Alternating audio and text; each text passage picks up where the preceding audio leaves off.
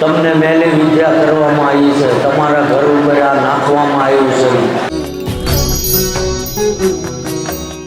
તો આ જગ્યામાંથી કોઈને ક્યાંય ગેરમાર્ગે લઈ જવામાં નથી આવતા. અહીં ક્યાંય કોઈ જ્ઞાતિવાદ નથી કે આ ફલાણી નાટનું આને અહીં જમવાનું, આ બીજી નાટનું આને અહીં, બધાની એક જ પથરાળી પડે છે કે આ વીઆઈપી માણા આનું જમવાનું અલગ જીવ છે. કંઈ અમે માત્ર ને માત્ર દાદાએ બતાવેલા રસ્તા ઉપર કે જે અમુક જગ્યાએ સાચી જગ્યાઓ છે એનો મને કોઈ વિરોધ નથી, પણ ઘણી જગ્યાએ હું અહીં જોઉં છું મારી પાસે એવા પ્રશ્નો આવે છે કે જેની હારે બનાવટું થઈ છે. તમને મેલી વિદ્યા કરવામાં આવી છે, તમારા ઘર ઉપર આ નાખવામાં આવ્યું છે, તમારે આ કરવું પડશે, તમારે આ વિધિના આ પૈસા થશે. ક્યાં શક નથી કહેતા? એટલું ખાલી ક્ષણભર કલ્પના કરો કે હું તમારી જેમ સાધારણ જ માણસ છું. હું રોજ નોકરી ધંધો કરવા જાઉં છું અહીંથી, અને સમય મળે ને એમાં આવવાવાળાની સેવા કરીએ. અહીં કોઈ પગારદાર નથી. વિચાર કરો, આપણેથી આપણા ઘરમાં 4 જણનું પૂરું ન થતું, દાદા રોજ લાખો લોકોને પ્રસાદી આપે છે. કોઈ દાન ફાળો માગવામાં ન આવતું, કોઈને એવું નથી કહેવામાં આવતું કે અહીં આ દર્શન કરવાના આટલા પૈસા, અહીં ગાડી મૂકવાના આટલા પૈસા. ઘણી જગ્યાએ તમે જ્યાં છો અને જે રાતે રોકાણા છે એને પૂછજો કે હુવાની વ્યવસ્થા ફ્રીમાં છે. હવે આ જમાનામાં કોણ કોકના માટે કરે છે? છતાંય આપણે આવ્યા હોય તો ઉતાવળમાં આમથી આમ ડાફોળિયા મારી. પણ જો દેવસ્થાને જ્યાં છો ને તો સાચી મનની કગર લઈને જજો, અને એ સાનિધ્યમાં જ્યાં હોય ને એવું લાચલું શું જવાનું. જો એ જગ્યામાં જઈને અડધો કલાક આપણા જીવને ધરપત ના હોય તો મંદિર જવાનો મતલબ છે. આ તો ઘરેથી નક્કી કરીને આવે કે આજ આટલા ગામ ફરવાનું, એટલે ભલામણા ફરવામાં જિંદગી પૂરી થઈ ગઈ છે. તારે ગમે એક હાથું પકડી લે. અમે એવું નથી કહેતા કે અહીંયા જાઓ કાયમ. તમે જે જ્ઞાતિના છો, જે ધર્મને માનો છો, એ ધર્મને યાદ કર્યા પછી તમતા અહીં આવો. અને એ તમારું મન માનતું હોય તો, નકર ખોટા એ ભાડા બગાડીને આવશો એ નહીં. સમજાય છે ને? તો બોલતા કેમ નથી ભલામણ? અમને ઘણીવાર એવું થાય કાશ્મીરમાં બરફની દુકાન કરી હોય એવું, બરફ જેવા થઈ જાવ. અમથા ગામમાં કોઈનો વારો ના આવે ટાંટિયા ખાવામાં. એટલે કોઈને કંઈ નડતું નથી ભાઈ. જે કંઈ આપણે અહીં ભોગવી રહ્યા છીએ ને એ આપણા કર્મને આધીન છે ભાઈ. ભગવાન કોઈને વાંક વગર કંઈ દંડ આપતો નથી. અને જરૂરી ન હોતું. ઘણીવાર આપણે સાત્વિકતાથી જીવતા હોય તોય મુસીબતો આવે. કેમ કે આપણે લોકોની જેવા નથી, એટલે પરમાત્મા આપણી પરીક્ષા કરતો હોય કે તમારો ઈરાદો, તમારું મન ડગસક નહીં, પણ એના એ જ રસ્તે કાયમ ચાલ્યા રાખો ને તો મારો ઠાકર એવું કહે છે કે આજ ને કાલે મારે તમારા ઉંમરે આવવું પડે, આવવું પડે ને આવવું પડે. સમજાય? બાકી આ જ્યાં ત્યાં ભટકશો ને, જો કોક તમને જોવાવાળો, બાધા આપવાવાળો સુખી કરી આવતો હોય તો તમારી પાસે 500 ને 1000 રૂપિયા હું કામ માગતો હોય? દેખીતી વાત છે. કોઈ મફતમાં આવ્યું કોઈના ઘરે કામ કરવાવાળા? હા કે ના તો બોલો.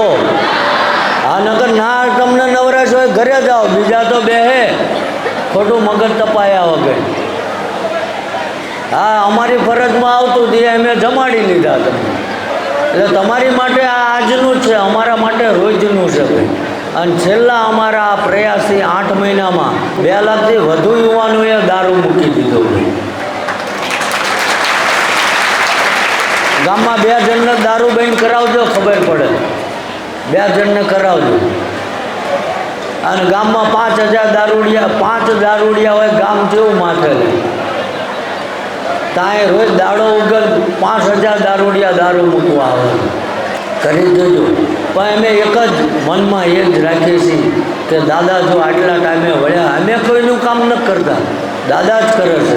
પણ આવવાવાળાની શ્રદ્ધા, આવવાવાળાની લાગણી બાકી ગમે એવી ઓળખાણ લઈને આવે, ગમે એવો શોર્ટકટ મારે, હું કોઈના કામ ન કરતો, દાદા જ કરે છે. ગમે એને આવે કમને મળી લે ને એમ થાય અમારું કામ હટ થઈ જાય, નહીં થાય કોઈ દી. કેમ કે હું દાદાને કહું જ છું કે હું તો જેનું કોઈ નથી, જેને કોઈ ઓળખતું નથી, એનું શું.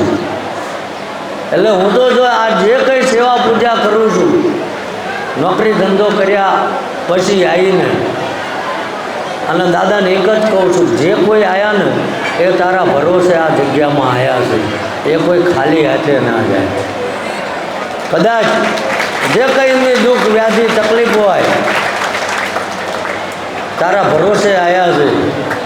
અને જો મેં માણસને જમાડ્યા વગર કોઈ દી હું ખાધું નહીં હોય, આ જગ્યાના 5 રૂપિયા મેં મારા ખીચામાં કોઈ દાડો નાખ્યા ના હોય, કાલ મારી પરિવારનું શું થશે આ મેં ચિંતા કરી ના હોય, અને આ સેવા કર્યા પછી 5 માળા તારી કરી હોય, અને એ જે કંઈ તપ મારી જોડીમાં ભેગું થયું હોય ને એ આવવાવાળાને આપી દેજે, મારે કંઈ જરૂર નથી.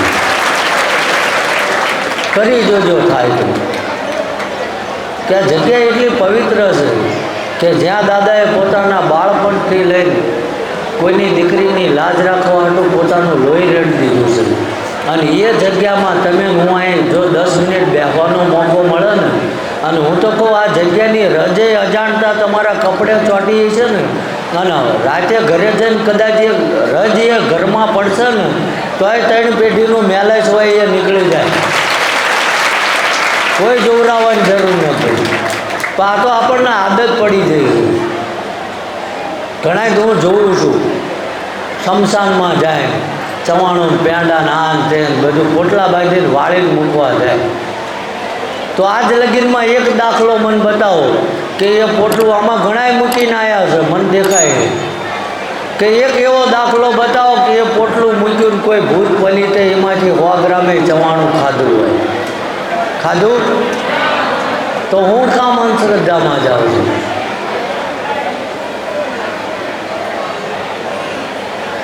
ઘણી જગ્યાએ તેમ જોવરાવા જાઓ, મને કોઈનો વિરોધ નથી. જે સાચા છે એનો મારો ભગવાન એવું કહે છે લાંબુ આયુષ્ય આપણને લોકોની સેવા કરે, પણ જે ખોટું કરે છે એ કે ઘણી જગ્યાએ તેમ પૂછવા જોવરાવા જાઓ, તમને એવું કે તમારું કામ થાય તો અહીં કેટલા મૂકશો, ક્યાંક નથી કહેતા. ઘણી જગ્યાએ એવું કે તમારો ધંધો હાલવા માંડે મારો કેટલો ભાગ, ક્યાંક નથી કહેતા.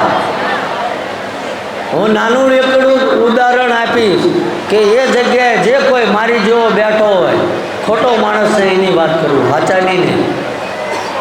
2-3 હોનાની વીડિયો પહેરી હોય, 1-2 હોનાના દોરા પહેર્યા હોય, બધાએ હાથમાં લક્કીઓ પહેરી હોય, જોજો તમે ઘણાય છે આવા. તો કોઈક સાધારણ એવો માણસ જે હોય જેની પાસે બીજી ટાઈમનું ભાડું ના હોય, તો એ ગાદી ઉપર બેઠો બેઠો એવું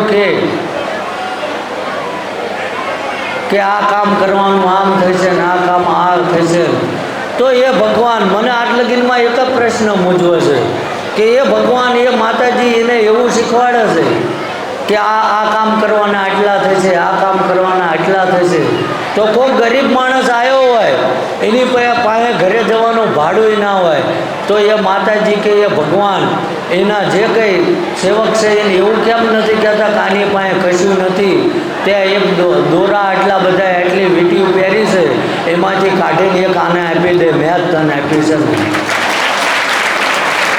ક્યાં છે. પણ તમારી જેવા મૂર્ખ બનવા જાય છે, અને લોભ્યા હોય ધોતારા ભૂખ્યા ના મરે. તમારે બધાને શોર્ટકટ જ જોતો હશે, કાલ કરોડપતિ થઈ જવું છે, પણ દુનિયાના છેડે જશો ને ક્યાંય કળ વગર બળ નથી. આ લખી લાવજો. જ્યાં લગીને તમારો આરાધ્ય દેવ, તમારી કુળદેવી, તમારી માતાજીની કૃપા નહીં થાય ને ત્યાં લગીને તમારા કાંડે કોઈ દોરો બાંધી નહીં. આ લખી રાખજો. એટલે જ્યાં જાઓ, અને હું તો કહું છું અહીં આવવાની જરૂર નથી, રોજ મઢે જાઓ દીવાબત્તી કરો, એવું હું નથી કહેતો કે આપણામાં શું ઉણપ છે. બાકી તો બધી ચાલાકી આપણને બધું ભાવે, કોકને મૂર્ખ બનાવતાય આવડે, ગાળિયા કરતાય આવડે, પણ આપણામાં શિક્ષણ ને સંસ્કારની જ ઉણપ છે. આ ઓછું પડે છે. અને હોય ને એ થોડીક લાલચમાં આવે તો બધું ભૂલી જાય છે. એટલે હું તો એમ કહું છું કે તમારા દીકરી દીકરાને કદાચ આપવું હોય ને તો સંસ્કારને શિક્ષણ આપજો, એમાં કોઈ ભાગ નહીં પડે. એ કરવું સમજાય છે બધાને કે દાદાની જગ્યા એવી છે કે જો માણસ સાચા મનથી આવ્યો હોય ને, ના થાય જ મન કહેજો. જો મન ભટકતું બંધ કરી દે અને આ દાદાને પોતાની કુળદેવી આરાધ્યને યાદ કરીને કહી દે કે અમને શું તકલીફ છે, શું દુઃખ છે, તારાથી કંઈ અજાણ્યું નથી અને હવે જગતમાં ક્યાંય ભટકવું નથી, મારતોય તું, તારતોય તું, ફરીથી એકવાર રોટલા ઉપર જઈને એટલું કહી દેજો. અને જો 21મા દાડે મારો ઠાકર ઘોડે પલાળ ના નાખે તો ભૂવા પાણી બંધ કરી દેવાનું. તો આપણી લાયકાત તો હોવી જોઈએ ને.